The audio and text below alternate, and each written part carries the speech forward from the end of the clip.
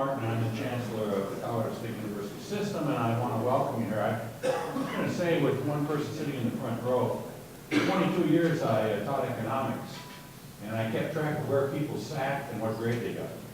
And there's some weaker students in the back, incidentally, but I'll leave that. There was a 12% chance I could be wrong, so there's 12%ers in the back. Thank you for joining us today.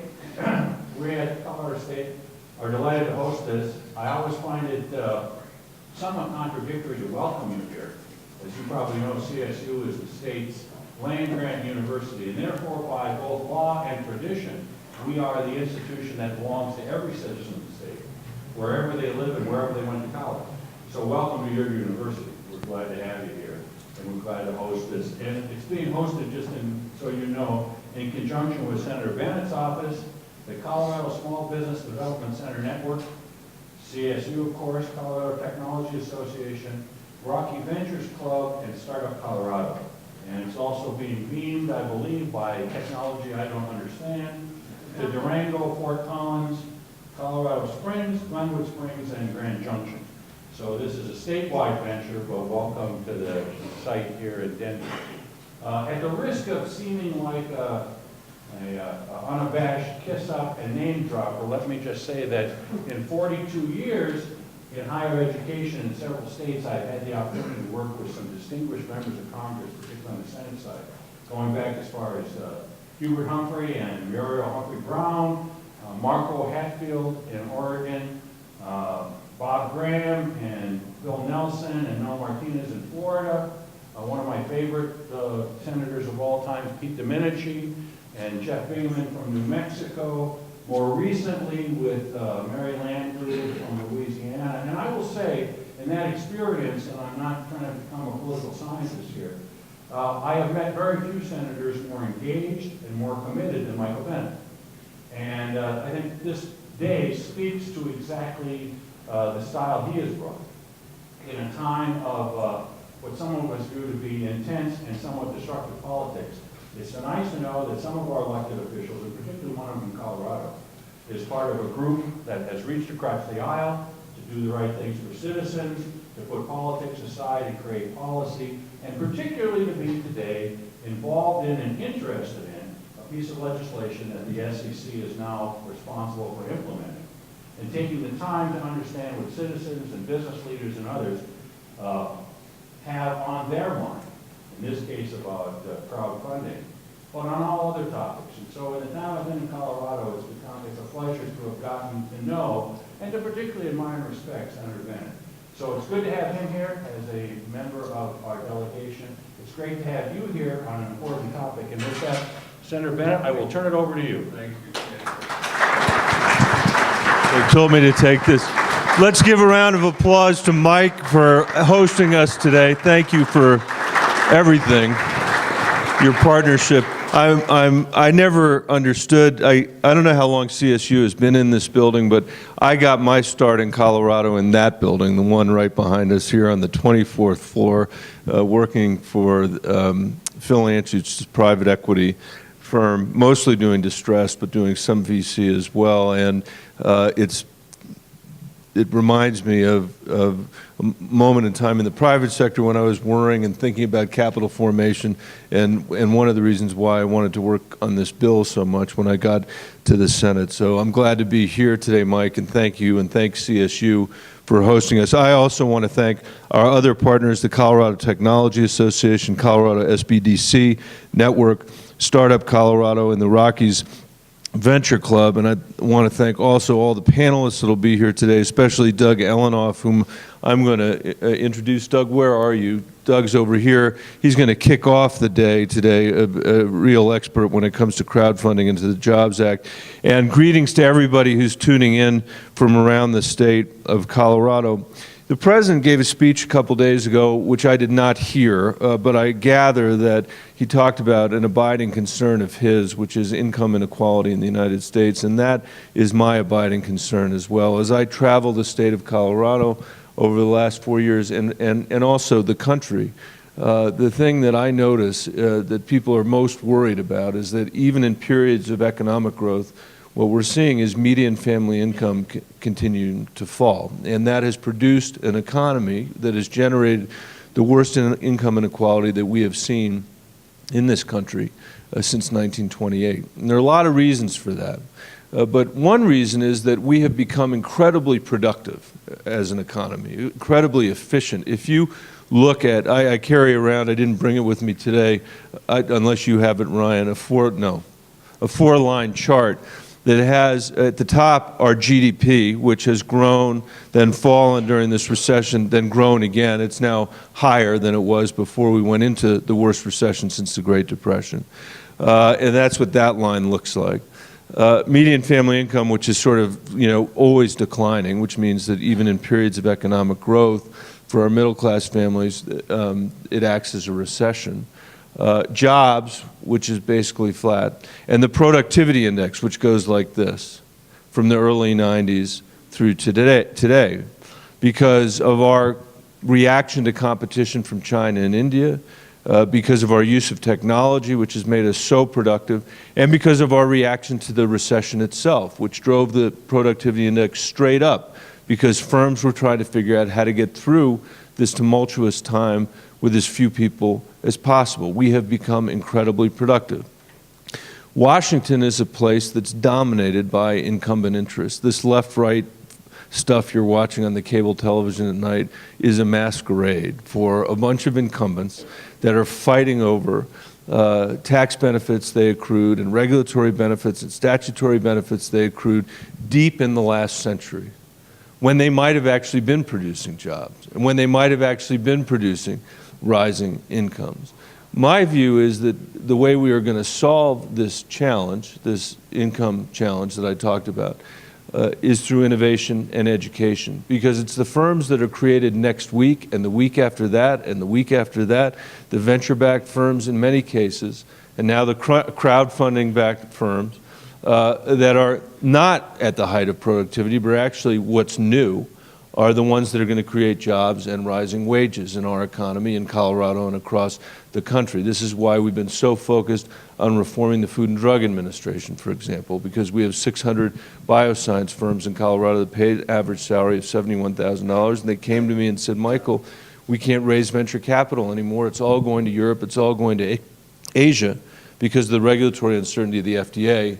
Can you help us fix that problem? And actually, in many fundamental ways, we have. Education's not the topic for today, but since I'm on my soapbox and I used to be the superintendent of the Denver Public Schools, let me just say that we are not going to get very far in the 21st century in this competitive world as a democracy or as an economy if we continue to perpetuate a system of K-12 education and higher education that's yielding only 9 out of 100 poor kids with a college degree or the equivalent of a college degree. That's not going to work terribly well for the workforce we need in the 21st century.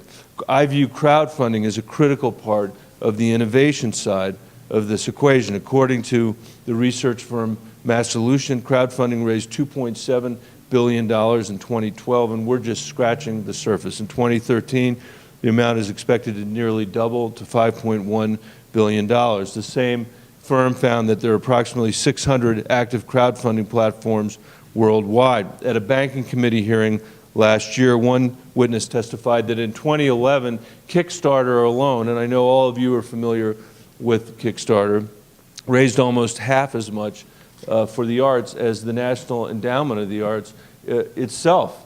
That one website, which gives you a sense of the potential that's out there as we distribute the ability to be able to invest either in arts in the case of Kickstarter or in new companies in the case of crowdfunding. I think that we've got enormous potential through this medium to provide capital for a bakery down the street or a company seeking to launch new apps across the country. And I will say, having spent a lot of time traveling in rural parts of our state, I think the potential for capital formation in rural parts of this country through crowdfunding is enormous. People that don't otherwise have access to traditional means of capital may get it through here. I worked on this bill with Senator Scott Brown from Massachusetts, a Republican, and Jeff Merkley, a Democrat from Oregon. I want to thank them for their work. In crafting the bill, we sought to create a streamlined and less costly registration process for funding portals. We didn't want to create an IPO process. We didn't want to create one more process that was going to be too expensive and too cumbersome. I'm sure there's room for improvement, and we'll hear about that today. We scaled the amount that an individual can invest based on their income levels, and we work to provide crowdfunding platforms and companies the necessary flexibility to thrive while having important investor protections. And as always, that's a balance. And we'd like to hear from you today about whether we've struck that balance wisely and well, or whether there are other changes to the regulations that should be made. And ultimately, our bill, unusually in Washington, received the support of both crowdfunding platforms and investor protection groups, and it passed the Senate on a 64-35 vote.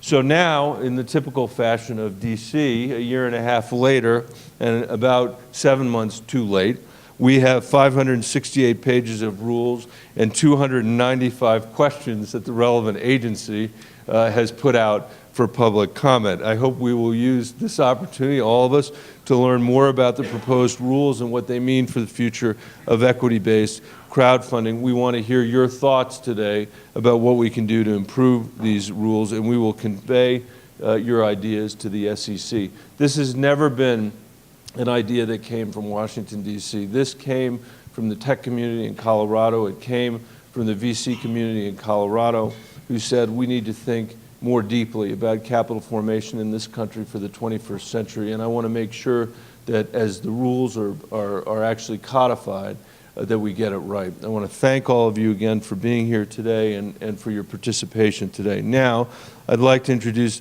Doug Ellenoff. As I mentioned earlier, Doug brings over 2 decades of corporate and securities law experience. He's worked with companies at every major stage, from IPO to M&A.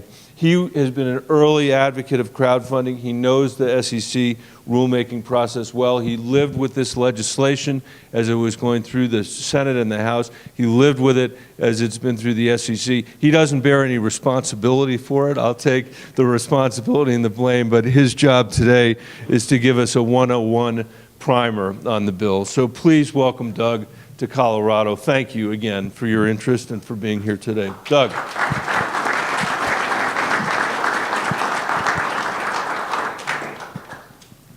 Welcome. Thank you. And you don't have to thank me for the awesome weather.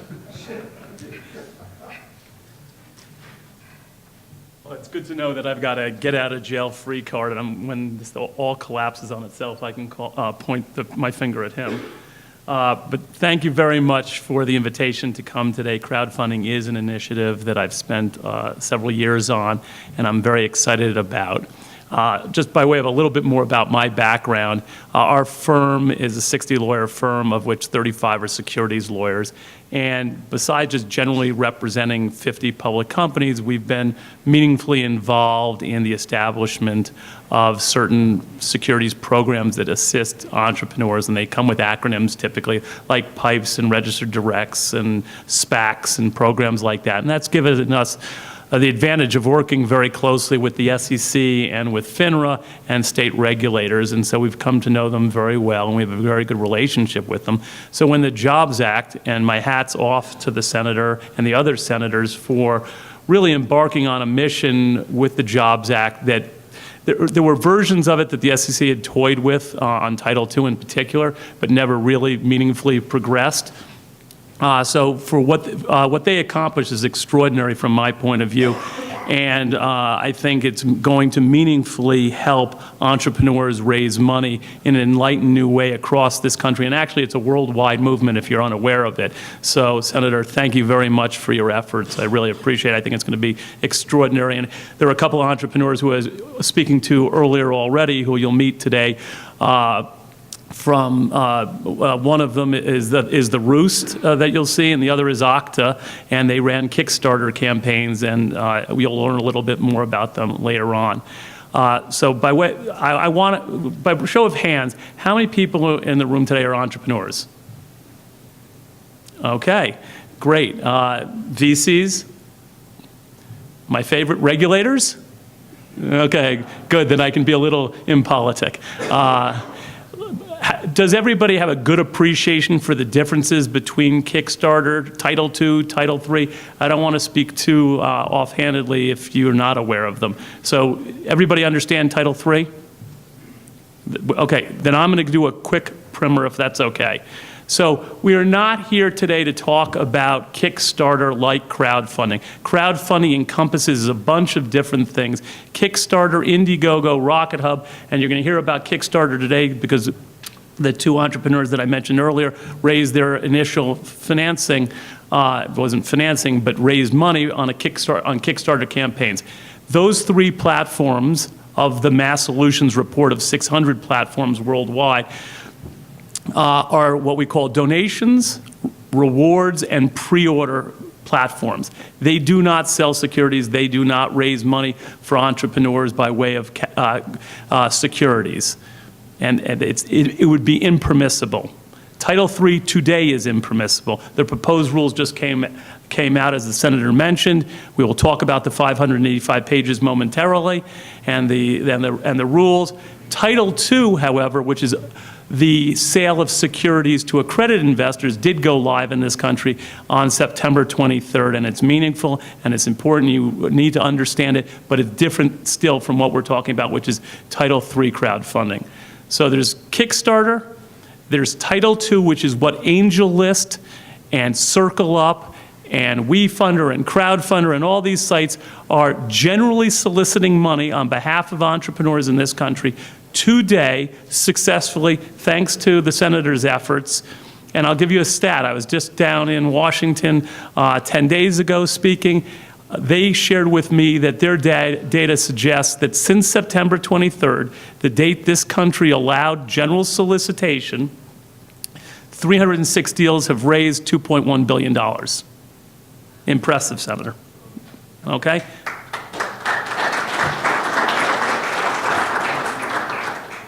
And hopefully they'll even make money and create jobs. No, they will. That's Title II. That's what people often are referring to today as an activity is called crowdfunding. Title III, which is my pet project, which comes out of the Jobs Act, is the online sale of up to $1 million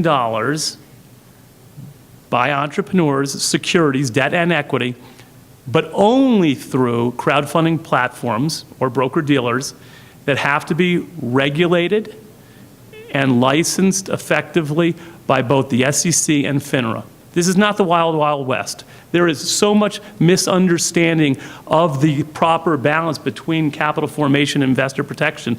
And I speak about this 3-4 times a week across the country. You really need to understand the differences. Unlike Kickstarter, which is not a regulated endeavor, although it may become so potentially, because everybody in the audience know about the Pebble Watch?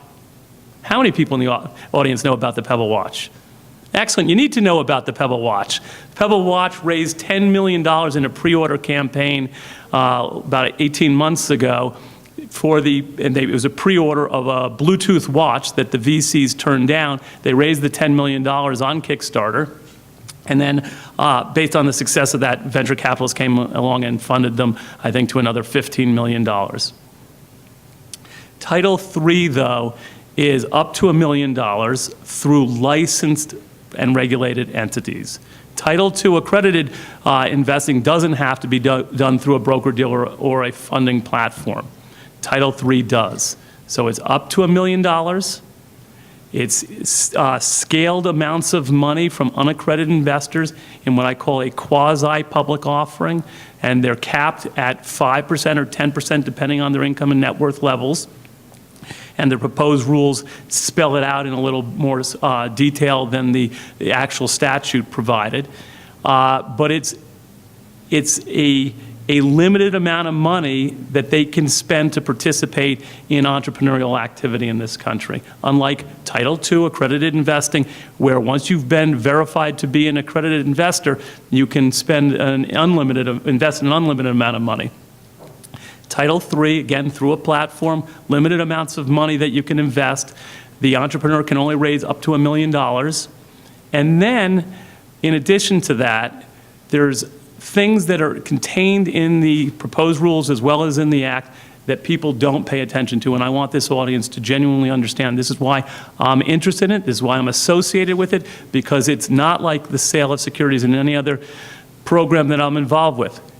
Somebody who wants to participate in a Title III financing has to go through a registration statement process called an onboarding process with funding platforms, and I represent dozens of crowdfunding platforms worldwide, and I see how responsible they are in the assembly of their technology solutions in order that when those unaccredited investors, they can be accredited investors as well, come into their ecosystem, that they're onboarded properly and profiled properly so that they're about to have a securities sale experience that's responsible. And then the statute, and I think this is one of my favorite parts of the statute, Senator, is the education that an investor has to go through in order to participate in a Title III financing. They cannot just invest their money. They have to be properly educated. Now, the proposed rules are very flexible.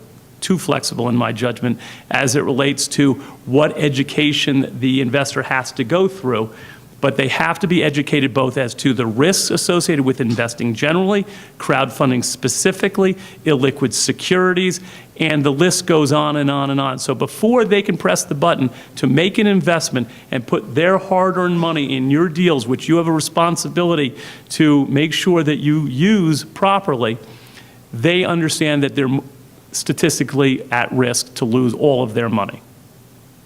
That is something that makes state regulators, when they think about it, much more comfortable than when they just have heard about crowdfunding generally. And the other thing that makes them extremely comfortable is this isn't a technology solution. There's going to be backup information that's stored on computers. So when that investor loses their money, as they may very well do, because investing involves risk, they can call and complain to somebody, whether it's a state regulator, because even though the Jobs Act Title III preempts state law for purposes of the sale of securities, enforcement actually resides with the states. And so when you call because you've lost money and you complain, the state regulator is going to call up either FINRA, the SEC, or the crowdfunding platform specifically, and they're going to go to the video, and the whole history of the transaction is going to be laid out in that technology. And for the first time, I believe state regulators are going to be able to say, we're sorry you lost money, we're sympathetic, but you know what? Everything was done the way the statute and the proposed rules required, and if you don't like losing money, you don't like investing, then don't invest. And so I think that that's actually going to be a way for the industry to demonstrate how responsible they've constructed these funding platforms. The other thing, as we sat with the SEC commissioners, going back and forth and living the details, when you go to push that button to invest, if you're an unaccredited investor, and you haven't read the risk factors or you haven't read the disclosure, you're not going to be able to invest. The technology knows whether or not you did or didn't do those things, whether or not you spent enough time looking at the disclosure and the risk factors. And if you haven't, you're not going to be able to invest until you have. Some funding platforms are going to have surveys to see if you really digested the information properly. So this new world of crowdfunding in an online community is going to be able to deliver a more enlightened disclosure package of what the opportunity is, along with the associated risks, in my judgment. The issuer has a full disclosure responsibility to make sure that the information follows and tracks the statute. So what's the opportunity, who's involved, who the shareholders are, and everything that you would otherwise see indexed in a IPO prospectus or a private placement offering memorandum. So people who think that this is going to be done off the back of a napkin haven't read the statute, and the proposed rules actually add a few things that weren't in the statute. And from my point of view, none of them are objectionable. I think that if you want to take money in from investors, unaccredited in particular, since it's a sensitive area, you have a full disclosure responsibility, and the statute and the proposed rules contain that. The other thing, the funding platforms have a responsibility to do background checks on the individuals who want to post to the site, People don't recognize that. That's a huge anti-fraud thing. And for those people in the room who are securities professionals, are people saying nasty things about me? I got to pay more attention to that. Say nice things. Did anybody say I'm being going too fast or unclear? I can slow down if that's helpful to people. Okay. So criminal background checks in my standard IPO practice cost thousands of dollars in order to properly diligence individuals who want to raise money from the public markets. Thanks to this new initiative, people have found ways to deliver substantially similar, not identical, ways of doing criminal background checks almost instantaneously for a fraction of the amount of money. People are so industrious when there's a new world that's created, they come up with clever new ways of coming up with technology solutions to do what we've otherwise been doing in the offline world in a way that's going to accommodate for the costs and the need for speed in this new world. So criminal background checks are required. The other thing that's going to happen on a lot of sites is that before you can post to that crowdfunding platform, you're going to have to open up your contacts in LinkedIn or Facebook. And so your social contacts are going to do crowd due diligence. It's going to be very visible for your community to tell the world who you are. Have you been responsible in your lifetime? And have you done things that maybe should prevent you from raising the money responsibly from the people who you know who are going to comment visibly on this site? One of the areas of the proposed rules that I thought was so well thought out by the staff, and I'm going to take a minute to actually give the SEC and FINRA tremendous credit as well. For all the complaining about the SEC and the visible mistakes that they've made in the last 5 years.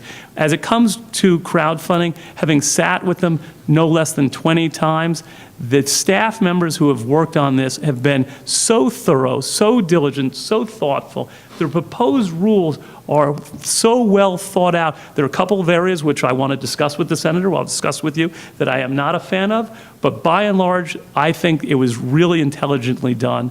And my hat's off to the SEC and FINRA in that regard. And no, for some of you may hear that, that there's some cabal about the SEC trying to undermine crowdfunding so it's never going to see the light of day. Don't believe it. It's going to happen. I can't tell you when, but it's going to happen sometime, hopefully middle of next year. Just like Title II did happen September 23rd, notwithstanding some of the poor momentum that happened prior to that. These proposed rules require that all socializing has to be done centrally within a crowdfunding platform. So everybody who wants to go look at a particular deal on a site can see what everybody is texting and talking about, whether it's valuation, background of the principles, the viability of the individual deal, and the merits of it. Everybody gets to see that. The only way you can post, however, a comment about any particular deal, again, very intelligently designed, is if you actually register on the site. We're having a conversation now. They talk about opening up an account in order to be able to post a comment, which causes some problems because that requires all the AML and the OFAC background checks when all they really need to do is have you register to the site so that they know who you are without triggering all these other responsibilities. So there are some mechanical issues that need to be dealt with, but everybody gets to see the socializing about a particular deal. There's some, and I don't know how much time, Nisha, I have left to speak. Do I have a few more minutes? Okay, so on the proposed rules, here are other things that I think that the staff did really, really well. Even though I had advocated that the $1 million cap be limited only to unaccredited investors so that entrepreneurs could raise more money if accredited investors were in the community, the staff looked at the statute and correctly read it to mean $1 million cap regardless as to whether it was an accredited investor or not. I wasn't persuasive. But however, they created a new pathway. We wanted to know whether or not you could do a simultaneous traditional private placement at the same time that you were doing up to $1 million Title III campaign. And they came up with a mechanism, which is called a side-by-side financing, so that you can raise more than the $1 million cap so long as you're following some very arcane rules on integration. But that's a big benefit for entrepreneurs to be able to raise more than the $1 million. So I was thrilled by that. I thought it was very enlightened. Lead generation is another area where we were very concerned that, and the SEC has been historically concerned with finers being paid for bringing investors to a particular deal without being a licensed professional. Sorry, I'm getting a call. I just have to, no. Actually, it's coming from somebody the senator knows well. Sherwood Niece was just calling me. I should have taken. But what they're doing now is they're saying that if you're a crowdfunding platform, you can actually pay for email addresses and things like that as long as you don't pay money for PII, which is personal identifiable information. So they were much more flexible than the statute required. So as you're reading these rules, really understand that staff is trying to create a viable industry in a way that's going to accommodate, since it's mostly entrepreneurs in the room, to raise money in a new way.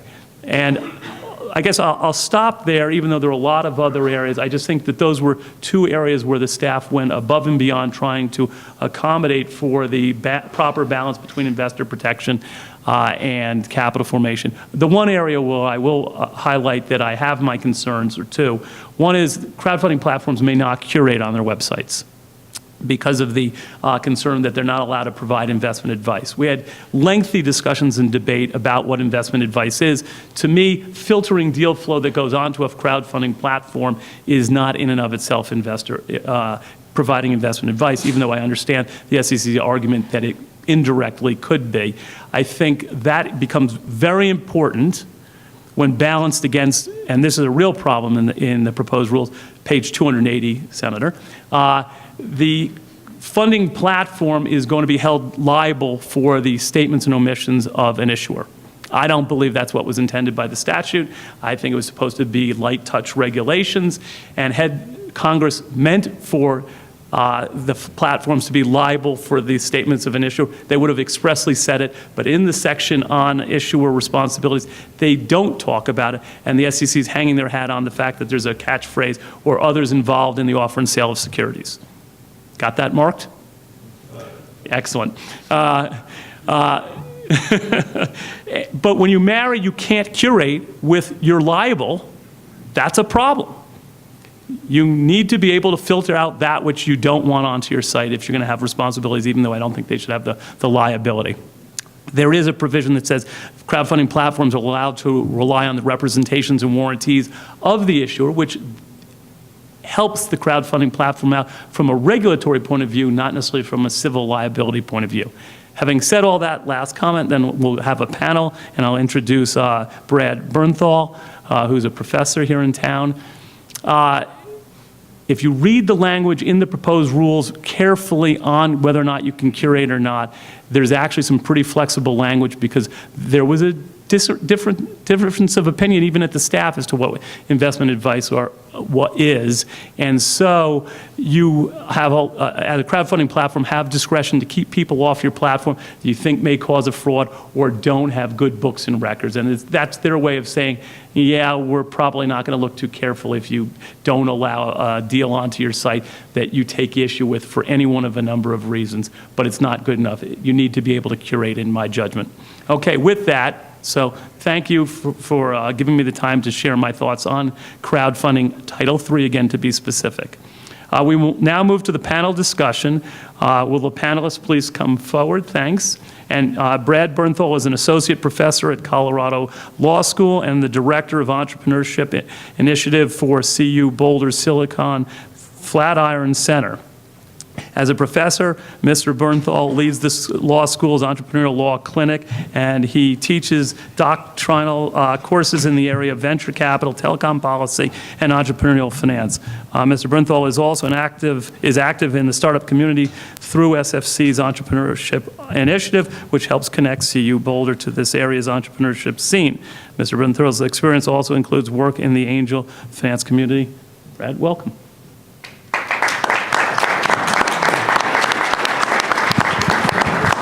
And please help me thank Doug for a terrific level-setting discussion. That was great. I think that before you submit your own bio, you should have to read it out loud yourself, and hearing you do that makes me realize that I gave you an impossible bio to read, and Silicon Flatiron Center is an unfortunate name. Well, if you've got a $10 million check, we'll be happy to change the name of our center, probably in your honor over at CU. So what we're in for here, appropriately enough for a discussion focused on crowdfunding, is a discussion from the panel that's quickly going to be oriented around your questions. We've got a terrific panel here. We start with the core of the entrepreneurship scene, which is two entrepreneurs with real experience using crowdfunding. This is the pre-securities set crowdfunding that we'll be talking about. We've got a securities transactional deal attorney, a scholar who studies this, and a venture capitalist on the panel. I'll introduce them more momentarily. What we're going to do after the intros is about a 30-minute panel discussion where I'll seed some of the questions, and then we'll go into the heart, which is going to be about 60 minutes of questions from the group in here, submitting them through index cards, as well as through Twitter. And if you're watching this via video feed, please submit your questions via Twitter, hashtag crowdfundco, hashtag your city, and hopefully you'll be able to figure out what we mean by that. So with that, let me introduce the panelists. Bret Fund, immediately to my right, is a colleague of mine at CU Boulder. He is in the business school where he's an assistant professor of management and entrepreneurship. Bret teaches grad and undergrads on new venture creation and private equity. His recent scholarship focuses on improving organizational performance through governance and other decision-making mechanisms. And a really interesting program that Bret leads is called the Deming Center Venture Fund, where we have a group of MBA students and JD students who collectively make angel investment decisions and investments into area companies. Nikki Braziel is to Bret's right. She's the co-founder and chief operating officer of Octa, a 3-year-old Denver company that designs and manufactures iPad and tablet accessories. For those in the room here, you had a chance to see a little bit of Octa's wares over to the side. Nikki managed Octa's February 2013 Kickstarter campaign, which raised over $100,000 for tablet tail, monkey kit, a flexible try that again, a flexible tablet positioning system that works in bed, on the couch, in the car, at the gym, or in the jungle. And they are planning another crowdfunding turn in early 2014. To Nikki's right is Chris Hazlett. He is a partner at Bryan Cave. Chris is a deal attorney with expertise around transactions, including securities. He's general counsel to most of his clients with a special focus on capital formation and private equity. Chris holds the highest peer review rating by Martindale-Hubbell, so he is a deep believer in the wisdom of the crowds. To Chris's right is James Olander, who's founder of a company called The Roost. I just saw a tweet a little bit that The Roost is loose, which I kind of like. He was looking for a way to comfortably work on his laptop. So every company should have a good pain point. Their pain point just happens to be a real pain, and that is what happens to you when you work too long on the laptop. He built a solution, and they created prototypes at a local makerspace, and then went out to Kickstarter for their campaign, which raised almost $200,000 and had 2,500 backers that have them maxed out on their manufacturing, which notably is done locally here in Denver, not too far from where we are today. To Chris's right is David Gold, who's the managing partner at Access Venture Partners. In addition to being a venture capitalist with an early stage company focus, David's got quite a background. He was a mechanical engineer, also has studies in technology policy, and previous to being a VC, he worked at NASA, served in the executive office of the president, and was founder and CEO of an e-procurement company. So I was just thinking that in bar conversations, David over the years has showed up pretty well for being able to say what he's doing in life. All right, so let's roll into panel discussions, and we'll do about, like I said, 30 minutes of some early questions, focus first on the business side, then we'll talk a little bit about the legal, then we'll get into some scholarship and what people are studying around crowdfunding. finally, a bit on the investor perspective, and then we'll open it up to questions from the group here and those watching online. And Nikki, James, let's start with you guys in terms of your experience raising money through Kickstarter. Obviously, a different type of crowdfunding than we're going to be going into here shortly. But how has it been an attractive mechanism for you to sell product and raise money? And what challenges have you experienced? And Nikki, why don't you tee things up first? All right, crowdfunding has been a really helpful supplement to our other funding sources. We didn't raise our seed capital through Kickstarter, and we already had revenue when we did our first project. If those two things hadn't been in place, it would have been a really big challenge for us to deliver as successful a campaign as we did. We're able to deliver our backer rewards within, I think it was 2 months of our campaign ending, which ended up with a lot of really happy customers. Most campaigns aren't able to do this. So it provided us money to purchase the rest of the inventory that we already had in production, which was really helpful. And it provided a really great base of support, enthusiastic customers who are willing to share socially and who are willing to take a risk. The Roost was an idea that I had. It wasn't a company, it was a product. And I happened to be in a place surrounded by other entrepreneurs who had successfully raised millions of dollars on Kickstarter. And I would ask them questions and looking at the opportunity, is like nothing here I can't try myself. Eric from Pebble Watch saw an early version of the Roost, and he said, you got to Kickstarter that. So when he tells you that, you listen. And I just read up as much as I could, looked at a lot of great stories and also a lot of horror stories of what's happened on crowdfunding. So did my best to make sure we were approaching this the correct way, would be able to fulfill orders, and that it wasn't going to be another Kickstarter front page news bad story. And luckily the campaign went great. Without it, there's absolutely no way that the Roost would be here today.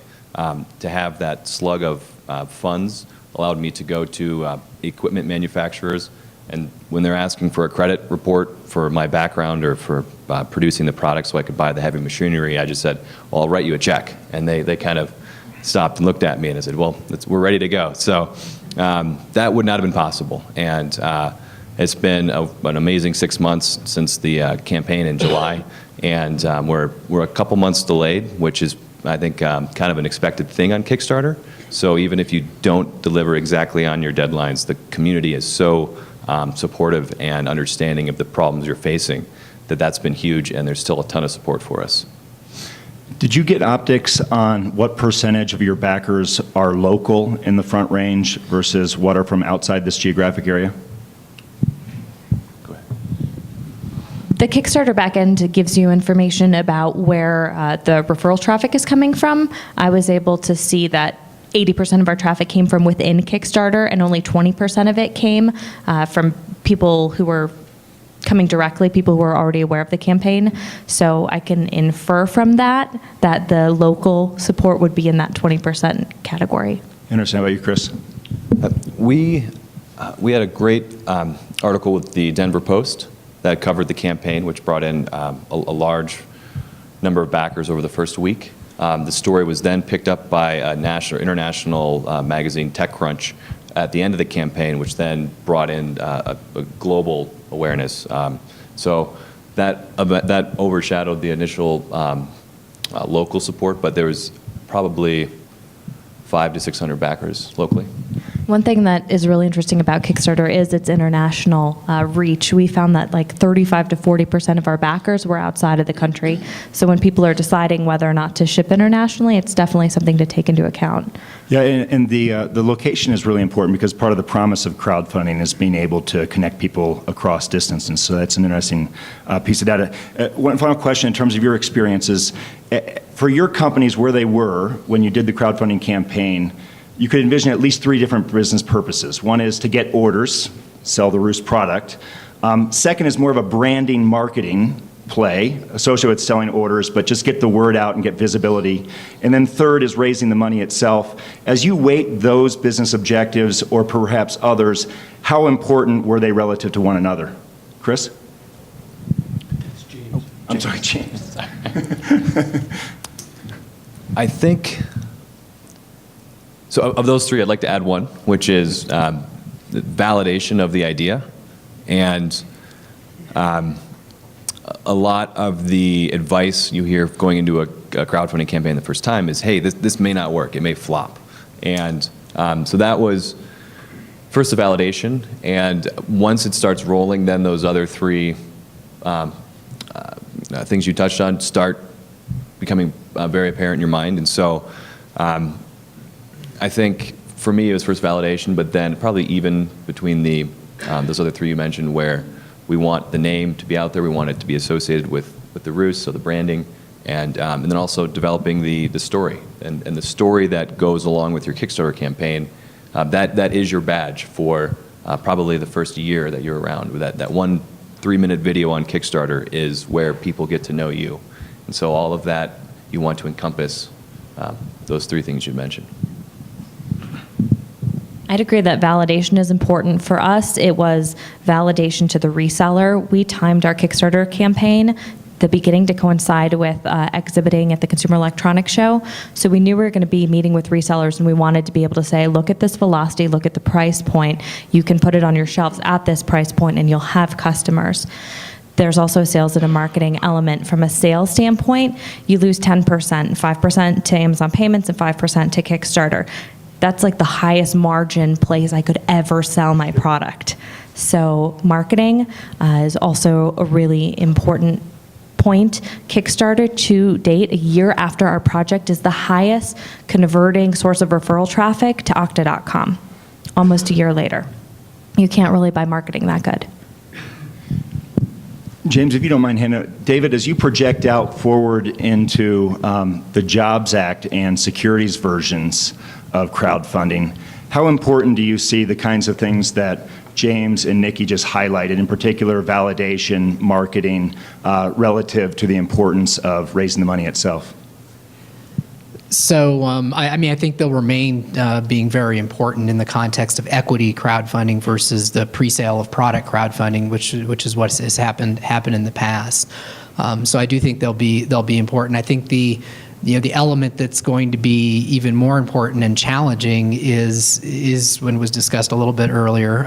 It has to do with the people, and not just whether they're criminals or not, but at the end of the day, when you invest in an early stage company from an equity standpoint, anybody who does it professionally will tell you the top 3 things you invest in are team. So that's going to be challenging to enable you to be able to evaluate the people and do that without potentially ever meeting them is going to be tough. But that's one of the things that has to be addressed through the process of rolling this out.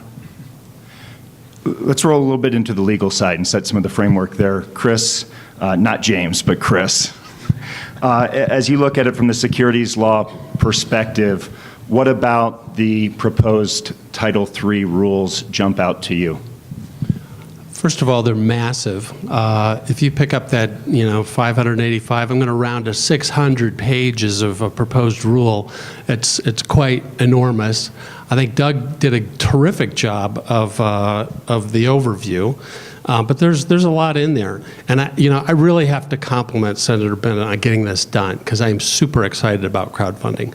But the rules, kind of the devil's in the details. And until these rules are kind of fully vetted, and the comment period goes until early February, and then the SEC will gather up all those comments, take them back, and then issue a final rule sometime mid next year. There's just a lot in there. The things that kind of concern me are from an entrepreneur's standpoint, and so just to give you a little background on my perspective on this, I'm a corporate lawyer in Boulder, and we do quite an enormous volume of startup work in technology and consumer products in Boulder. And these are oftentimes, at the startup stage, they don't have audited financial statements. They don't even have reviewed financial statements. And so, in the regulations, there's basically 3 layers proposed, that it's kind of a free-for-all up to $100,000 raise, where the company can certify their statements. From $100,000 to $500,000, you get reviewed financial statements, and an offering above $500,000, you get audited financial statements. But I got to say that very few early-stage companies get an audit. They're not required to otherwise, and they don't see the value of it. You know, they might have they almost certainly don't have a bank that requires it. So to impose that, it's another kind of hurdle on them. Just one other kind of compliance perspective there is that for Title III crowdfunding, these companies are going to have to file an annual report with the SEC. A lot of small companies don't really want to do that. It's from what I can see, kind of an open-ended reporting obligation until the company goes public or fails or perhaps sells in a liquidity event. So, you know, do you really want to be reporting to the SEC on an annual basis? I think that's a little bit challenging. I'd welcome other panelists' input on that in terms of the two issues that Chris just highlighted, one being the accounting potential costs, and then second being the ongoing reporting costs and the at least compromise of the level of confidentiality that a private company might otherwise want to take advantage of. Any thoughts? I was in San Francisco 2 weeks ago at a hardware forum, and the first time I'd heard this was a kind of an expectation that a new product will raise money on Kickstarter. If it raises between 100 and 300,000, it kind of validates it amongst an investing community. And then they're looking at more traditional investments, venture backing, and to have your ducks in a row that Chris was just talking about before that second type of fundraising. I'm just glad that I have a year to get to work with my accountant to catch up on all the receipts and put everything in order. It would almost be a hurdle too high for me to have even thought about before jumping into this Title III fundraising. Maybe I'll invite Bret to jump in on this question. You study governance and decision-making within early-stage companies. One possible consequence of this is companies like James focus earlier on accounting controls and good governance. Does this potentially have an upside that we're not fully anticipating? Yeah, I think what I see with a lot of entrepreneurs is, obviously not with these individuals, but there's a lack of financial literacy sometimes. And so I think this would help improve that. And yet at the same time, given that a lot of people have a great idea, they want to start a company, they don't really have a lot of financial literacy, there's going to be an uphill climb for them to really make good on what these requirements are requiring. So I think it's a good thing, but I think it's going to be painful. On the accounting side, I wouldn't be concerned. Our CEO and my co-founder, who's over at the table in the back, is phenomenal, has rebuilt our chart of accounts with our CPA and our bookkeepers, has spent a lot of time in that financial literacy self-training. The confidentiality side, however, would be a really big hurdle for me. And there are some operational considerations that come into play. You know, if you're filing patents or you're filing trademarks, you have companies, maybe foreign companies, who might want to oppose you, bigger companies who might want to copy your products, which is really common in the consumer accessories space. And they can see your books, they can see your plan, they know whether or not you're bluffing and whether or not you can withstand a year-long, 2-year-long protracted opposition. So I would have to think really hard about going into a situation where my company's information was being made public to that extent. David, let's say hypothetically you're sitting on a early company board and the confidentiality considerations come up. What's your thoughts as a venture capitalist? Well, it comes down to what's required to be disclosed, right? So there are issues there, and how you're disclosing it and to who, and if it's going to be public on a website, that's potentially very challenging. If they do this part of the reg right, there may be a silver lining, which is if they have reasonable annual disclosure requirements that go only to the shareholders, and if that also provides a safe harbor that says those shareholders can't ask you for any other information except that actually could be a good thing, because one of the big risks here is if that sort of safe harbor isn't there and those investors can come and continue to ask question after question to the people running the business, if you have 500, 1,000, even 100 investors in your business, you will spend all your time dealing with your investors and it will kill the business. So, my recommendation on this from a regulatory standpoint would be have reasonable annual reporting only to the shareholders and have that be a safe harbor that says, and by the way, shareholders, you know up front, that's all you're getting. You're not going to get any other information. Yeah, I just want to really quick echo this point because, and David and I have talked about this before too, but it would be a nightmare to have 1,000 equity investors being able to knock on your door and ask you for things as an entrepreneur. And you just got to find a way to protect yourself against that. All right, so Chris, absent federal preemption, though, there's going to be at least information rights at a state level under corporate law, yes?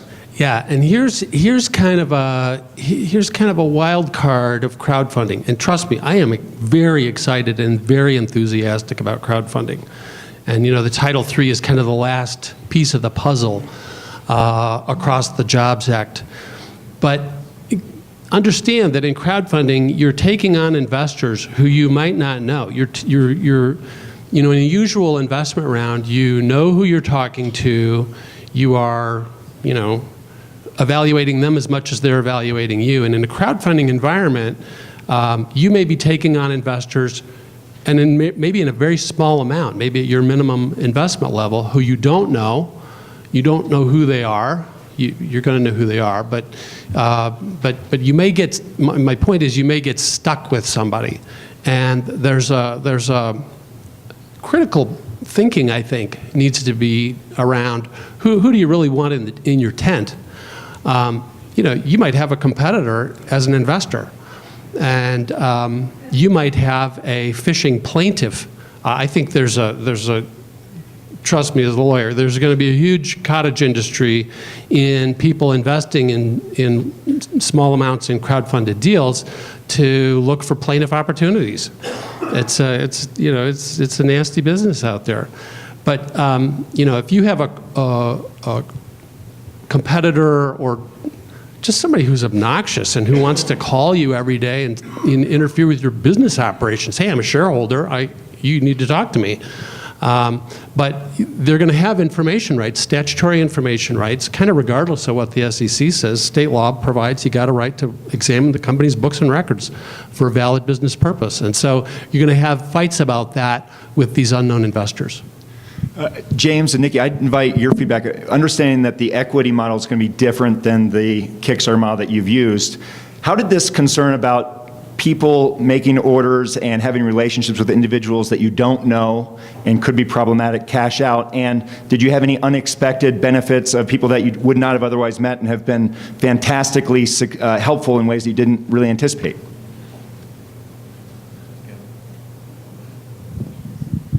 I'd say there are a couple people that we've gotten stuck with.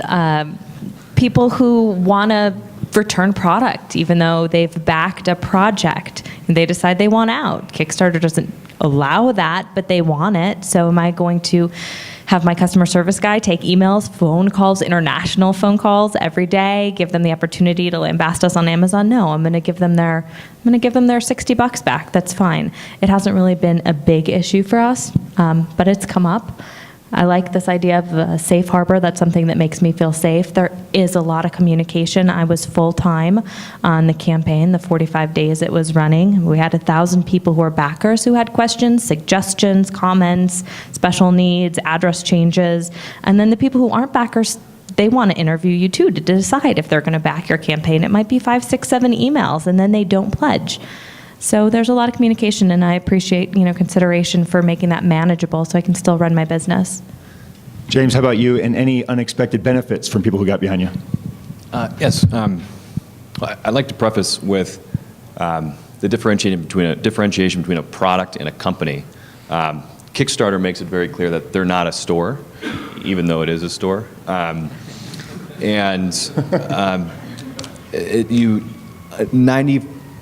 Not 99, but 95% of the backers understand that. It's the 5% that do want the refund that you do spend a lot of time communicating with. So for Kickstarter, raising funds for a product, I think it works. But if you were trying to raise Title III for a product and not a company, I think you'd have to. It seems like a pretty tough mesh between those two things. So. Looking now at raising money for a company, And the benefits, I was just at an ergonomic conference in Las Vegas where the ergonomists for the Fortune 500 companies come and see all the new products. And the enthusiasm for the Roost was great because it was kind of fresh blood in this tribe of ergonomists. And I could see that an opportunity for folks that live and breathe that business you're in and that product and may not have had a chance to be an investor before, would love to get in and get on the ground level, just because the number of positive comments and feedback I received from being in that community over the last few days was fantastic, and I could see that continuing where you give people the option to invest. Okay, one final broad theme I want to tee up. Bret, in terms of the scholarship, there's been a fair amount of scholarship before equity crowdfunding came along. What jumps out to you as notable that if you're not an academic egghead, here's 2 or 3 points that either suggest why this will work or where the cautions might be? Well, I want to make 2 points from the literature that I think are relevant to this discussion. One comes from some studies in the donation or rewards-based crowdfunding, and I think Nikki and James, you both alluded to this earlier. And one point has to do with, at least on Kickstarters and others, about 75% of the projects actually don't meet their deadlines. Like you said, it's a pretty accepted thing. And the reason why I think this is relevant to this conversation is because, as Doug mentioned before, they talked about the different things that people will do, crowdsource diligence to make sure there's no fraud, and that way, when this becomes an equity play, what are the expectations and the timelines that a household investor, equity investor into these companies would have when those expectations don't get met, right? And talking with David, venture and professional investors, they know that entrepreneurs miss deadlines all the time, but they're in it for the long haul. And so these new investors coming online, understanding these expectations and how that looks, I think is going to be really interesting. And then real quickly, I think there's 2 reasons why they don't meet their deadlines, these entrepreneurs, at least from the studies. And one is they just have to, it took longer for them to actually make than they thought. And the second reason is they raised $100,000, but they really needed $200,000. And all of a sudden that creates a huge problem. And so if you have these companies out there raising equity funding and thinking that that's going to get them to the goal line and it doesn't, that creates a problem. So that may be perceived as fraud when really it wasn't fraudulent in the outset. The good news is only about 5% of companies raising, that I understand from the studies, actually fail. So a number of them actually go on, but 75% don't meet deadlines. So the second finding that I think is really interesting comes from some Dutch studies where they actually do have equity crowdfunding. Then they compared donation versus equity crowdfunding. Equity actually raises more money overall than the donation-based. But they found that there's 2 tiers or 2 categories of investors. The first set of investors are geographically close, and they're typically friends and family. And then there's a lull period, and then sort of the second wave of investors are these more distant and they're not friends and family, but they are also investors. Their motivations are different. So as I think we think about these equity investors and what that really means, we have to recognize that there's probably different categories of these investors, and that friends and families are one, and the second category is another, and maybe the requirements or information sharing looks the same or different, I don't know. But that there's at least it's 2 distinct groups with different motivations for equity crowdfunding. Yeah, Brad, if I could just comment on those 2 different groups. I'll tell you a really interesting angle on Title III, the street-level crowdfunding. And that is that right now,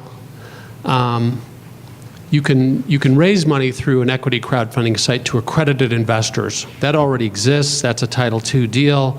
Lots of people do it.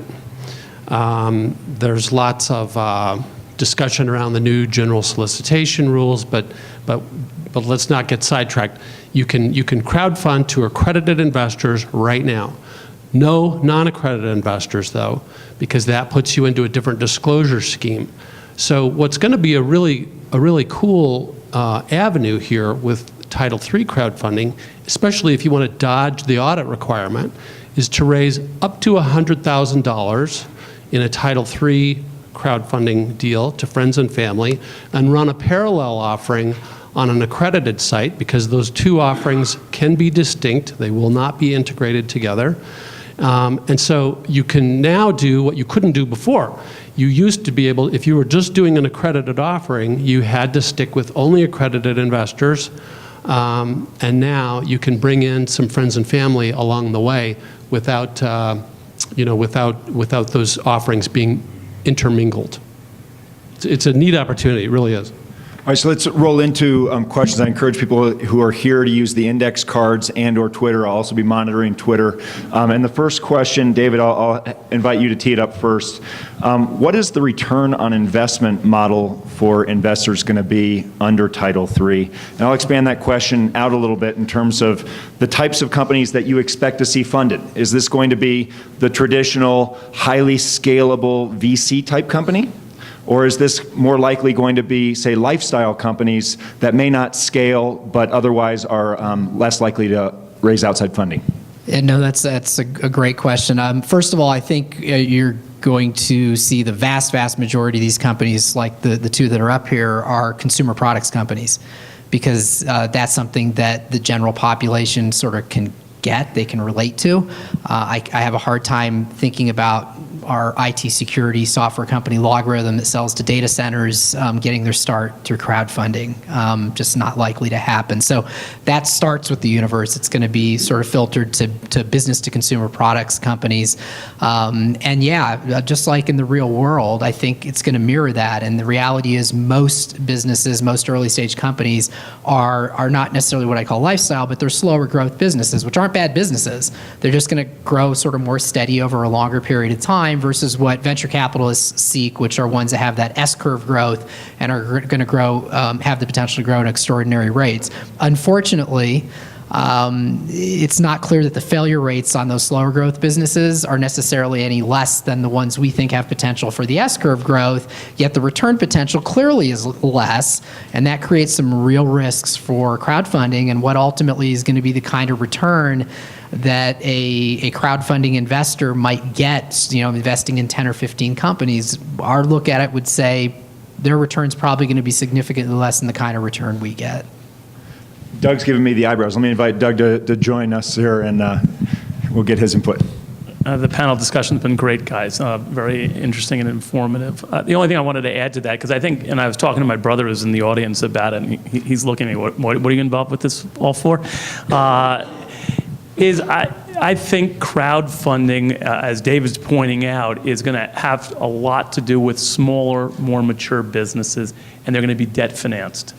It's friends and family business financing done online. And I actually think the failure rates, not to disagree with somebody who I don't know very well, but I will anyway, so we won't talk afterwards. The experience on ASOB, which is the oldest crowdfunding platform in the world in Australia, called the Australian Small Scale Offering Board, their U.S. failure rate small business, everybody knows, is a large number. In Australia, because of the way they've done it with some sponsorship and mentoring, they've had less than, I think it's 15% failure rate, and that platform goes back 6-7 years at this point. The UK experience on fundingcircle.com, which is a debt platform, their default rates are less than most people might suspect. So while the instinct and the reflex that David's saying, it makes all the sense that would happen. I think having the crowd in your deal changes those failure rates significantly, and that's why even on Kiva, which is not for profit, you see the default rates so low.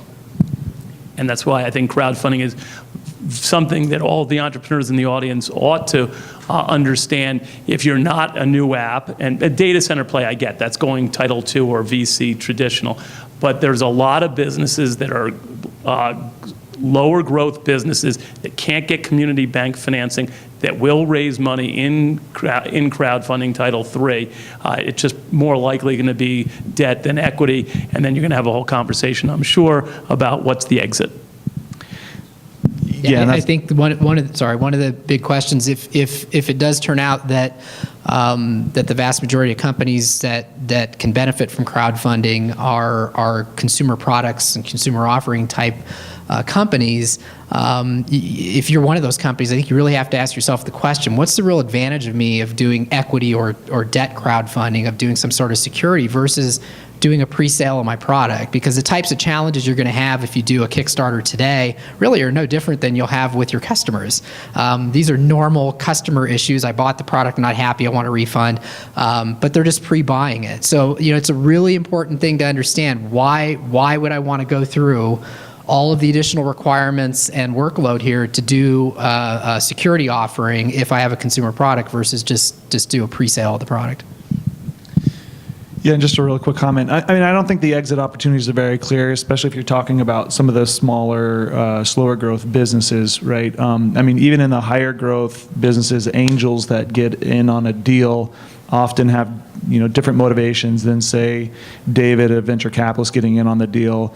And if they don't exercise their pro rata rights and then, continue their equity percentage for the next round, they're going to get diluted out and things are going to go bad. So it's not clear what the exit opportunities are for slower growth, and then even for higher growth, the ability for them to not re-up the next round will affect. So we are really locked into the traditional angel and VC model of thinking about exits as the only, and traditional exits in terms of either an IPO or M&A transactions as the way you get your money out.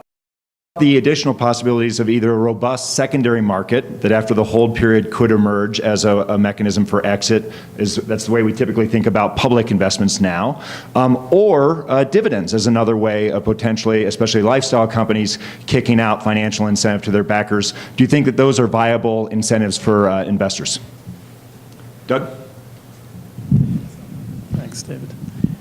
The exit in the secondary market trading is very interesting in this world. Internationally, on those sites that I mentioned, there's a lot of secondary market trading. Actually, I was very surprised, even in the notes on Funding Circle, I think 40% of their business is secondary market trading. And we should define this. I'm sorry, I used secondary market. Go ahead and define it, and we'll go from there. The original purchaser, or the person who lends the money, who gets back a note, sells that note in a secondary market transaction.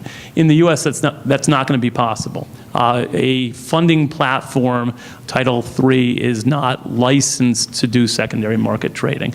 You have to be either a broker-dealer specifically allowed to do that, or what's called an ATS, which is an alternative trading system. Some of you in the room may be familiar with some of the pre-IPO trading of Facebook on second markets or shares post. Those are ATSs. So that will emerge. I don't think it emerges in those worlds. Both those platforms, by and large, won't do this business. But if you're familiar with the OTC markets, the old pink sheets, I think there's an absolute clear pathway for the high end of the Title III deals. Once they have the hundreds of shareholders, those secondary market trades may take place in a highly visible marketplace like the old pink sheets. David, do you have thoughts about that? Yeah, I mean, I think that, and as was mentioned here previously, the concept of doing debt financing, especially for these slower growth businesses, is probably going to make a lot more sense, because if you're just doing a debt offering with interest and with payment terms that are clear, then the investors understand how they're going to get paid back and when, and it's very black and white. I'm not sure, but it may also help with some of the information rights if it's a pure debt offering and not equity, because they're not a stockholder in the company. So for the slower growth businesses, that may be the best way to go. Then the question becomes, if they're offering a debt vehicle via crowdfunding, is this a business that would have been bankable otherwise, right? If the answer is yes, well, why are they going through crowdfunding versus a bank? If they can get a better rate, that's interesting, and that may happen because the individual can't get that kind of interest by going and putting their money into the bank. But then if they're not bankable, of course, that raises all kinds of other issues about, are they ultimately going to be able to service the debt? But it's at least a much clearer vehicle in terms of when they're going to get paid back and how, and you don't need an exit event to get them made whole. On the secondary market issue, if you're going to trade a security, sell it to somebody else, presumably the other person needs to know something about what they're buying. And with these companies, with a crowdfunded venture, the information really is not out there. These are not publicly reporting companies. They file that annual report, but that's not a full-blown disclosure document. So, you know, is it realistic to expect that an efficient market will evolve on really sketchy information about these companies? So I'm a little skeptical that an efficient secondary market can evolve. I can kind of see, in other words, where you're selling your security at a profit. I can kind of see situations where, you know, it's kind of like buying a timeshare in, you know, Puerto Vallarta, and you get stuck with it, and you're trying to unload that thing, and you sell it. You're just trying to dump it.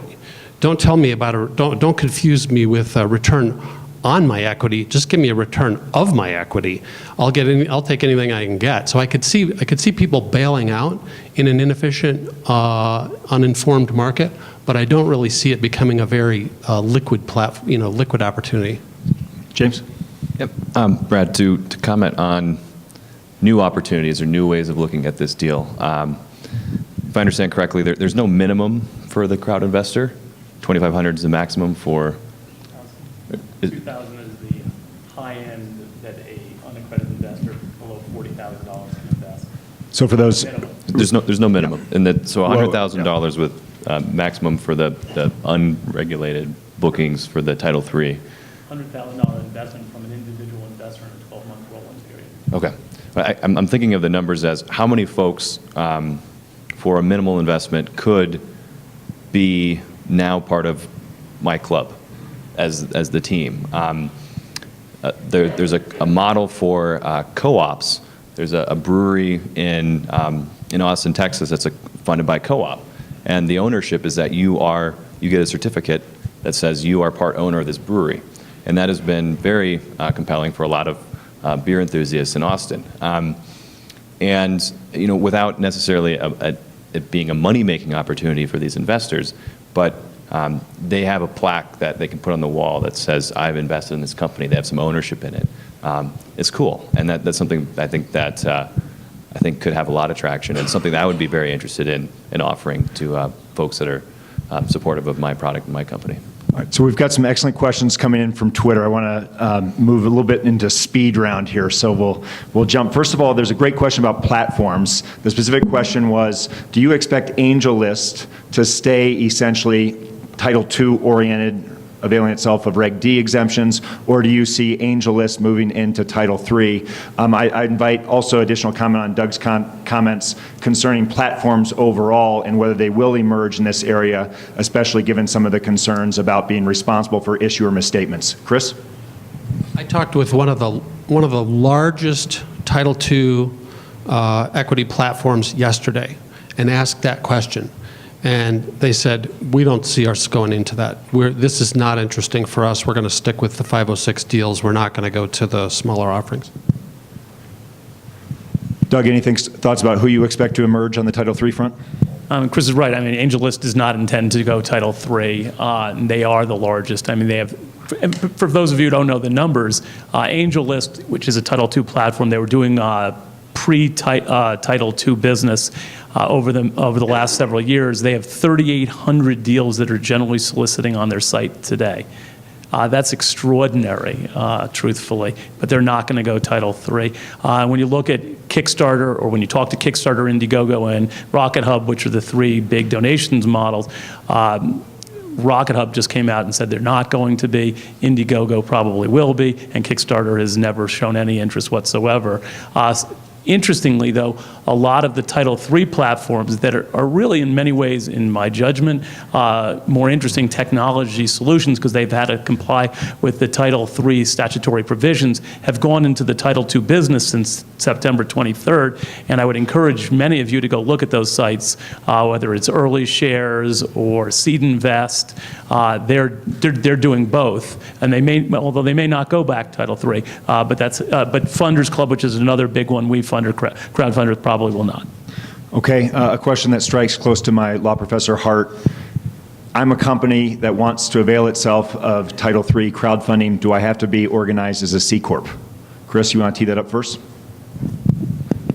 No, you just have to be a domestic corporation, or a domestic company. It's not for foreign companies, it's not for investment companies, it's not for blank check companies where a company is just forming a fund to invest in an unknown opportunity, but it does not have to be a C Corp. If you're advising the company, would you advise that it organize in Delaware, or would you be more agnostic about the state of incorporation? You know, the Delaware or other corporation decision, I would say that most investors sort of default to Delaware. It has the most robust entity law around. And so I think that's probably the best as a default. You know, we form a lot of Colorado corporations, but frankly, New York investor kind of, you know, they don't know that we have paved roads and electricity. So they would rather see a Delaware company, typically. Okay, great question about valuation. How is the valuation process going to look different, if at all, in the crowdfunding world? Dave? Well, I'll take a guess here. My guess would be that it's probably going to be a lot more driven by the offerer, the company, because the investors aren't necessarily going to know how to form a valuation in its crowd, so there's not a lead.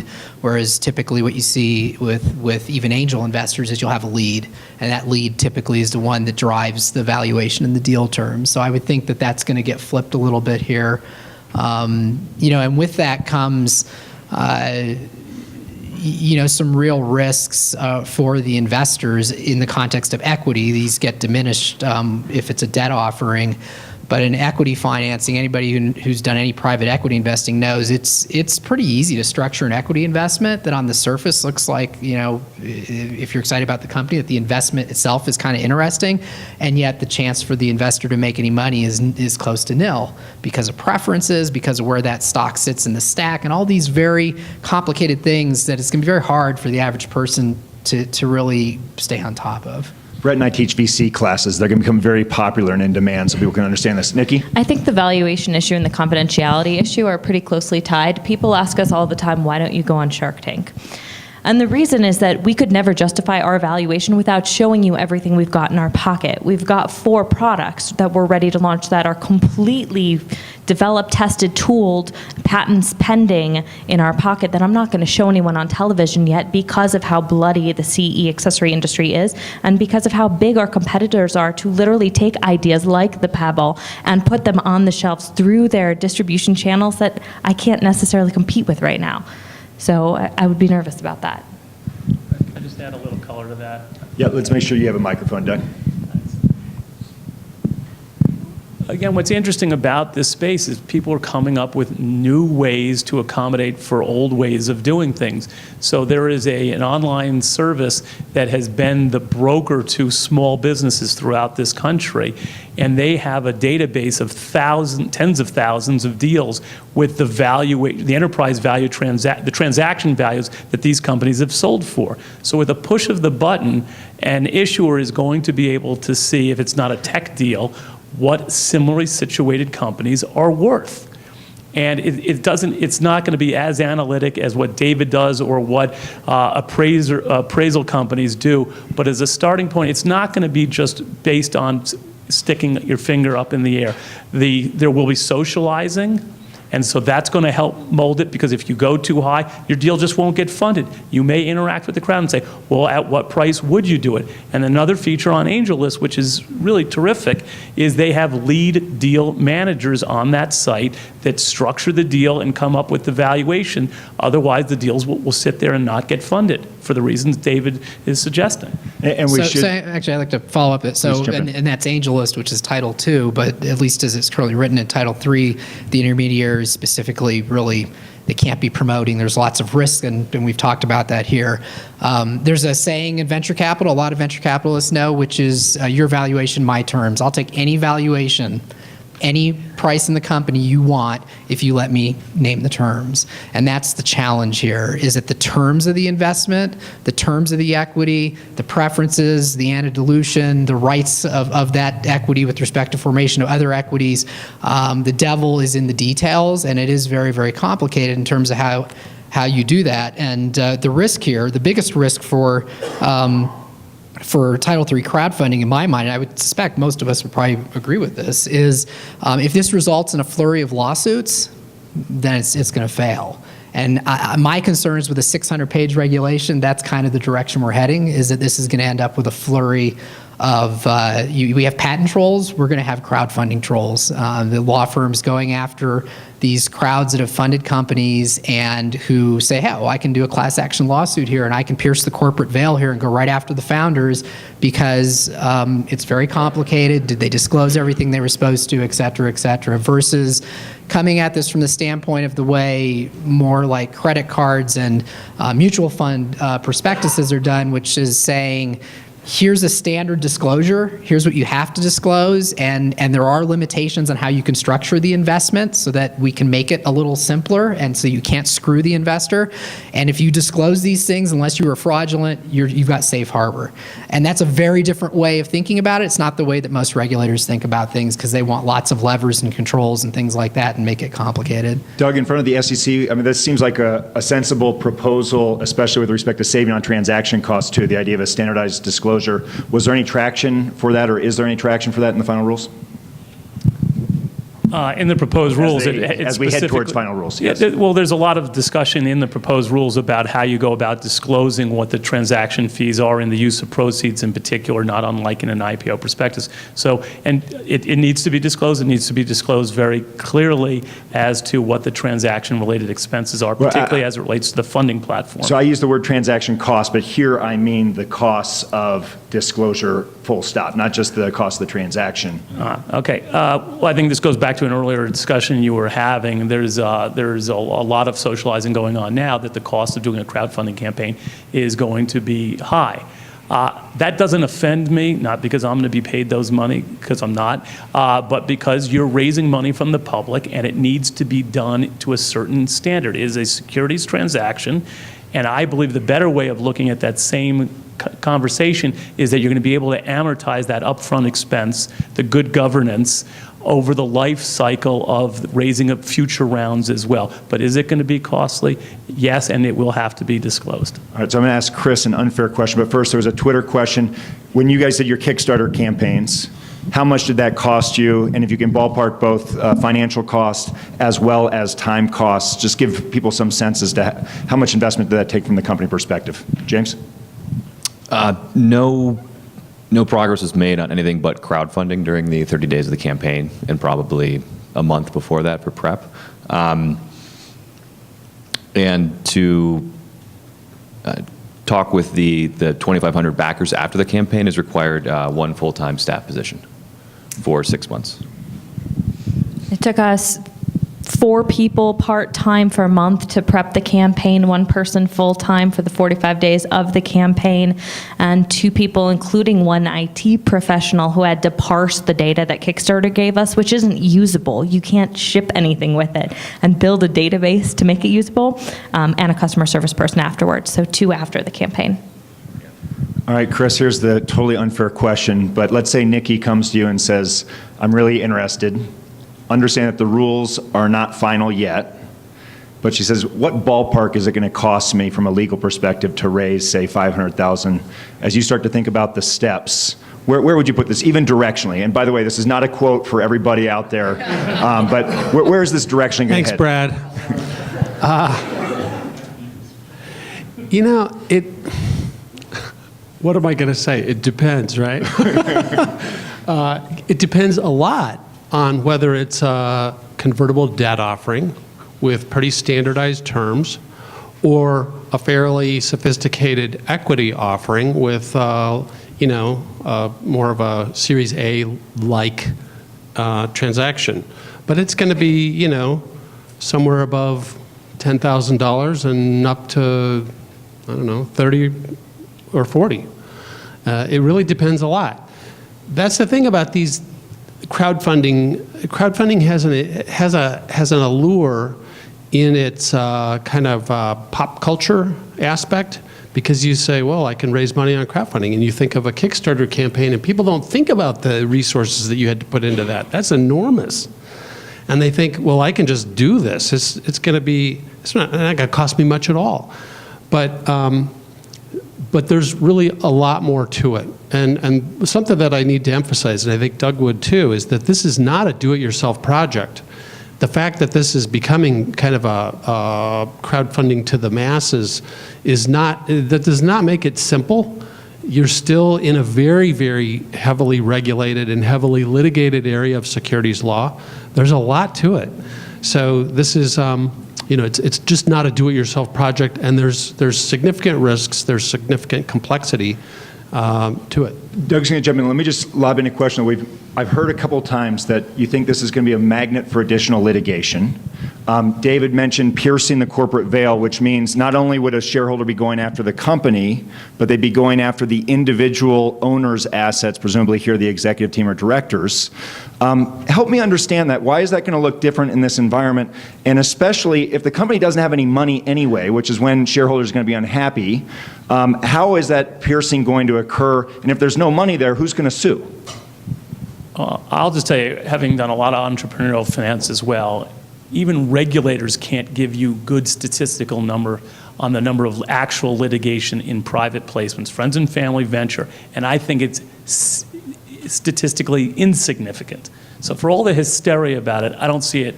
And in my practice, we don't have a single lawsuit in 25 years having to do. It's not because we're great lawyers. It's just that there's an understanding amongst those investors who have participated, largely accredited up till now, that you can lose money as long as it's done responsibly.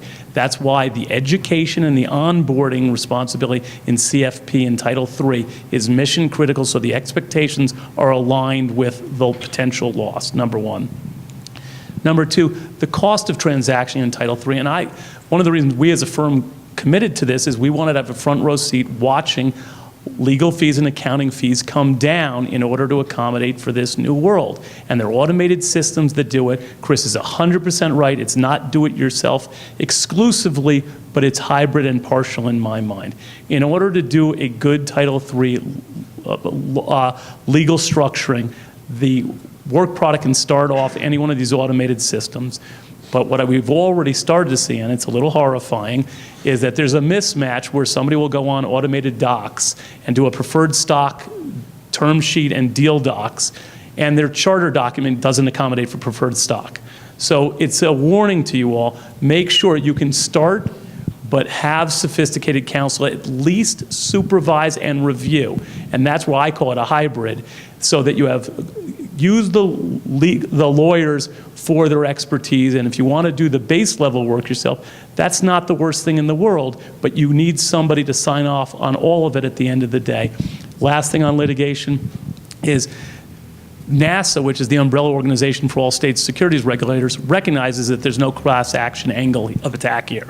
That's why they've asked for the law to be changed to permit it.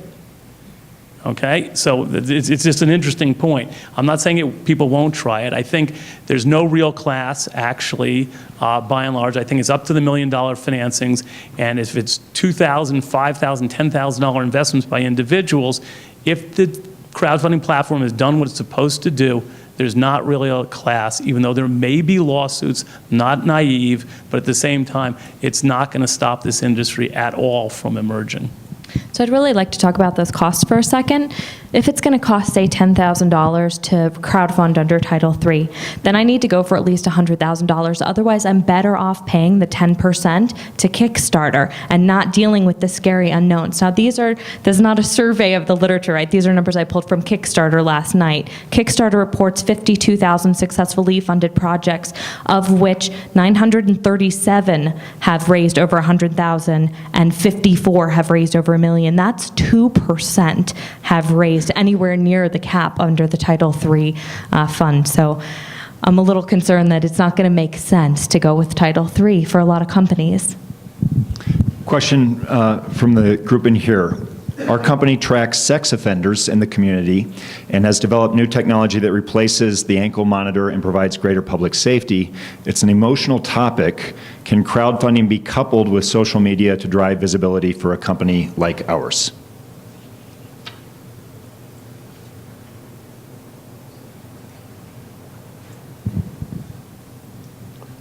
Can you repeat part of the question?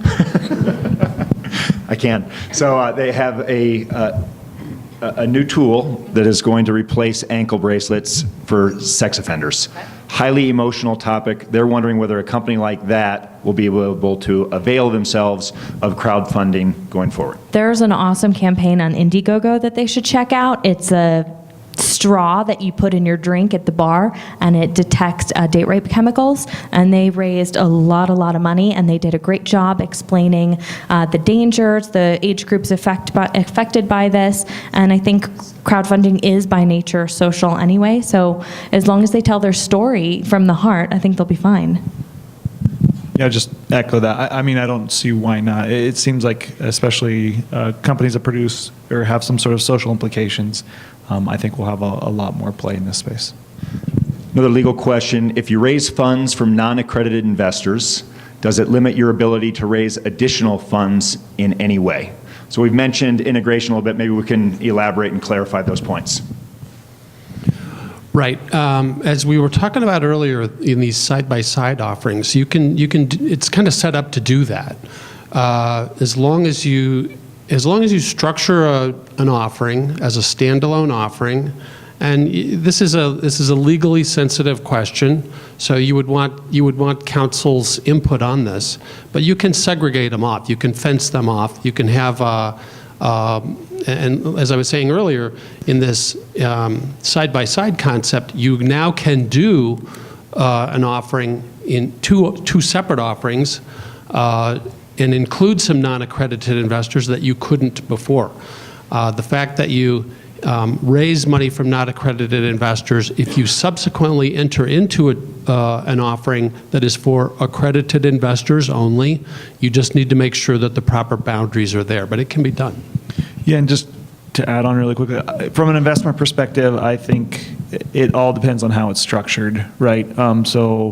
Accredited investors or venture investors coming in behind will want to see certain things in place just to make sure that it's not a messy deal and they have to clean up the cap table and those sorts of things. But I think as long as those are in place, it'll be fine. It just depends on how it's structured, right? Yeah. I mean, Chris is 100% right. The side-by-side is what's interesting. I mean, we look at it as a $499 deal because the 500 is where it triggers the audit. Actually, you were talking about 100 before. So $499 plus a side-by-side. But Chris's analysis is 100% right. The art in doing a side-by-side deal is going to have to do with the public notification that you're going to give to get attention from investors. Title III limits the amount of information you can provide to the public in order to drive the traffic to the crowdfunding platform. It's much more expensive than actually the statute provides. You're allowed to talk about the business opportunity, the valuation, the securities that are being offered. In Title II, you can say whatever you want. However, if you do that in Title II, you're going to violate if you're doing a side-by-side. So you have to limit the notice information in a Title II deal if you also want to do a side-by-side deal, and that's the art. This question has a legal dimension, but we could expand it to a business dimension as well. How about requiring first a reward-based company? I think this is some sort of validation idea that you'd raise in an award Kickstarter type way, before allowing investment-based funding to help prove or validate the company before an equity round. So this question contemplates that as a legal requirement. Alternatively, you could imagine that it's not a legal requirement, but that still could be a good business strategy to have some validation point before you go out and raise an equity crowdfunding effort. Any thoughts along those lines? Well, yeah, I just kind of quickly, I think that's the only way I'd look at doing it. So that short answer. I mean, from my perspective, I'm all for deregulating things, and so I wouldn't make it a requirement, but I do think just as a practical matter, it makes perfect sense. One final question, and then I'm going to ask the panel to give final comments. There's a question that says, can you clarify the difference in product funding versus resource for funding non-product businesses? And here I'm trying to peer into someone's tweet to see what they divine what they probably mean. I think, David, they might be picking up on what types of businesses you expect to see availing itself of crowdfunding. David, you want to pick that up?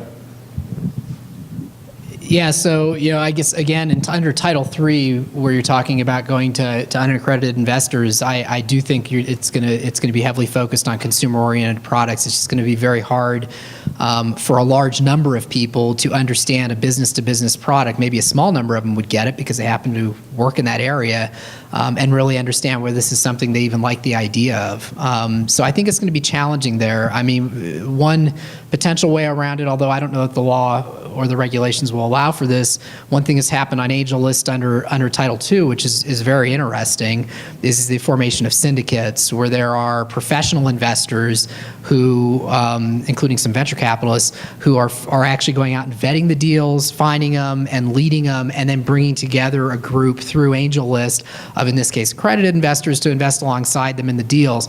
If that could be done under Title III, then you could open the door to these sorts of things, because in that case, the investor is really investing on the recommendation and actions of that syndicate lead and their expertise and their track record, but I'm not sure whether that's allowed. It's not allowed? Yeah. It ties into the compensation.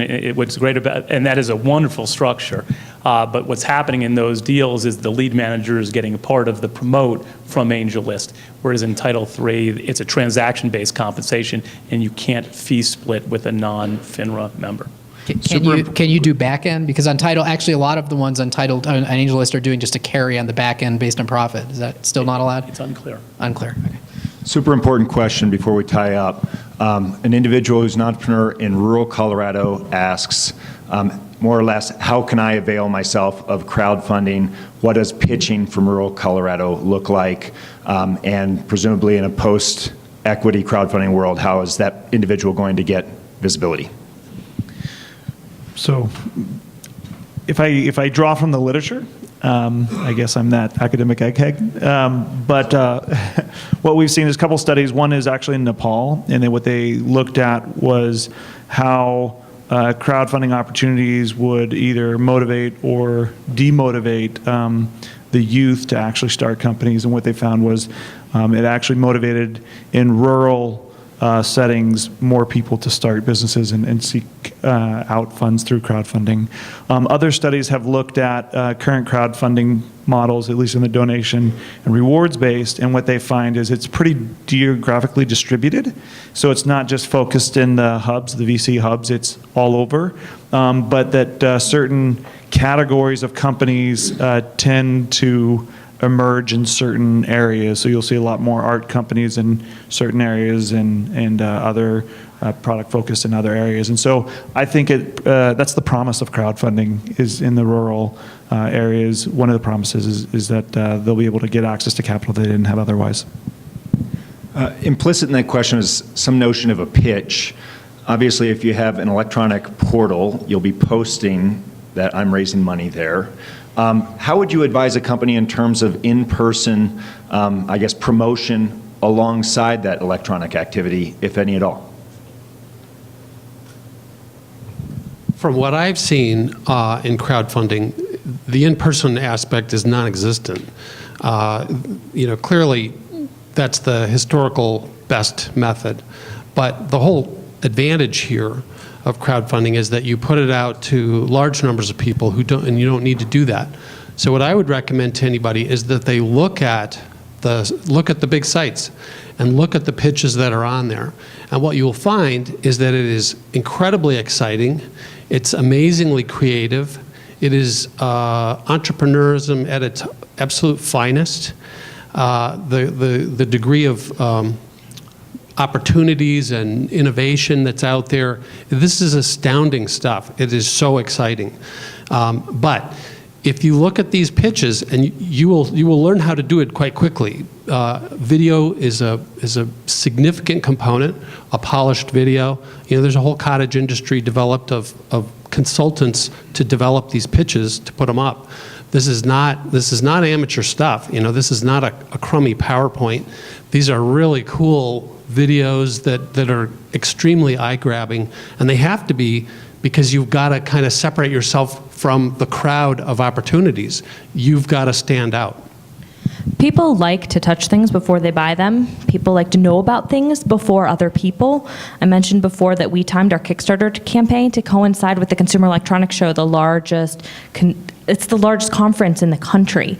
And we had a lot of people come by our booth, a lot of people pledged that same day, and I am inferring that of the 20% of direct backers that we got, they're coming from physically meeting us at CES. So if you have a local show or a global show that you can attend during your campaign, people like to talk to you, and they'll enjoy meeting the founders and touching the product and then supporting it.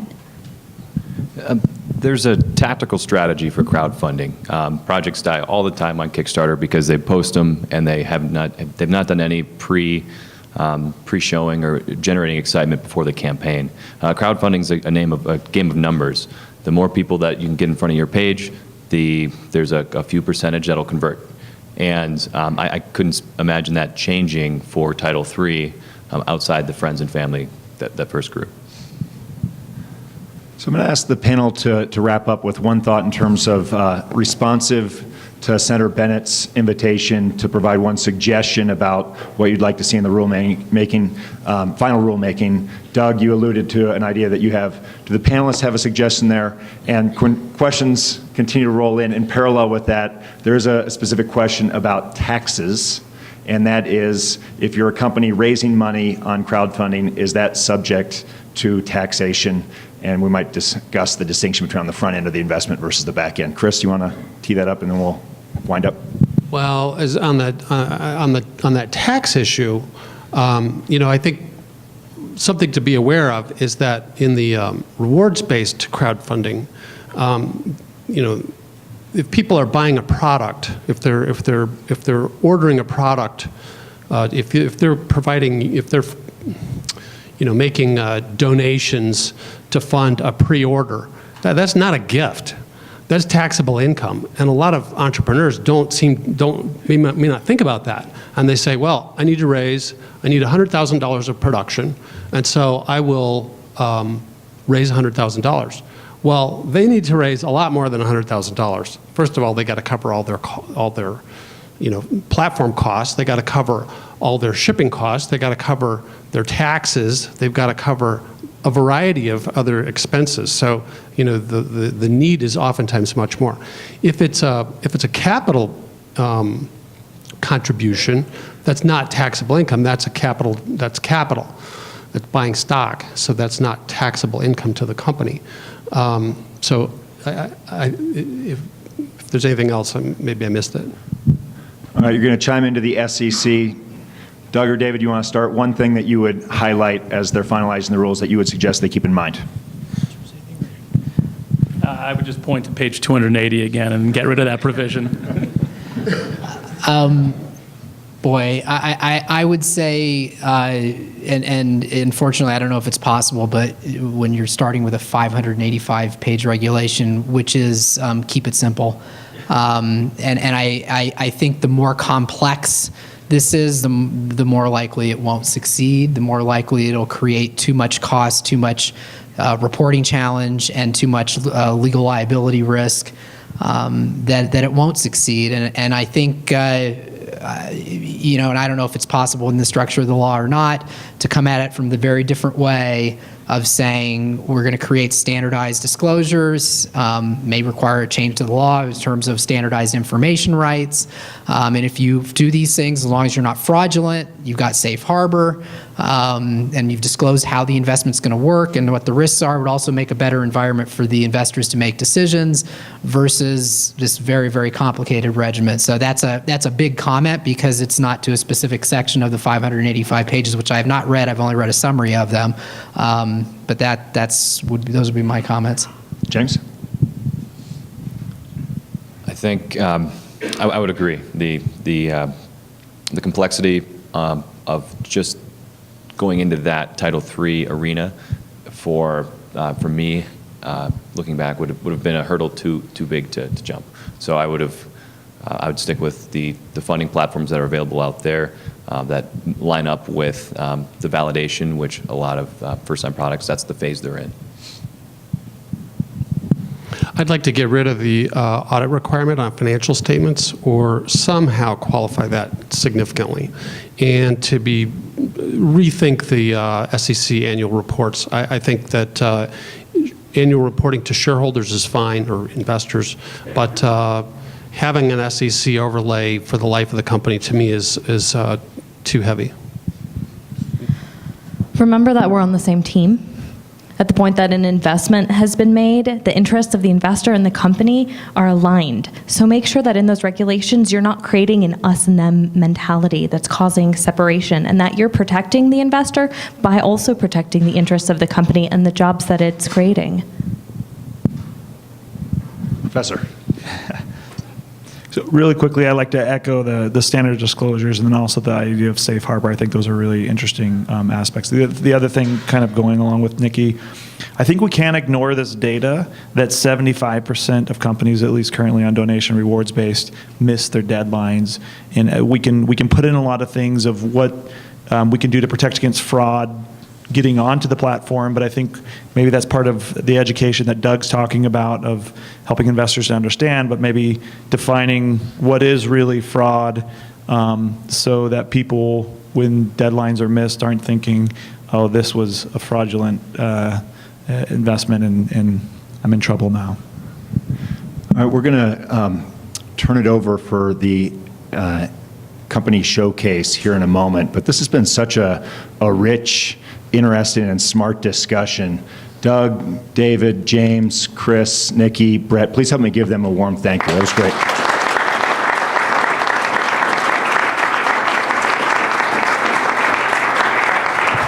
Terrific. And I'm happy to reintroduce Senator Michael Bennet. Thanks, everybody.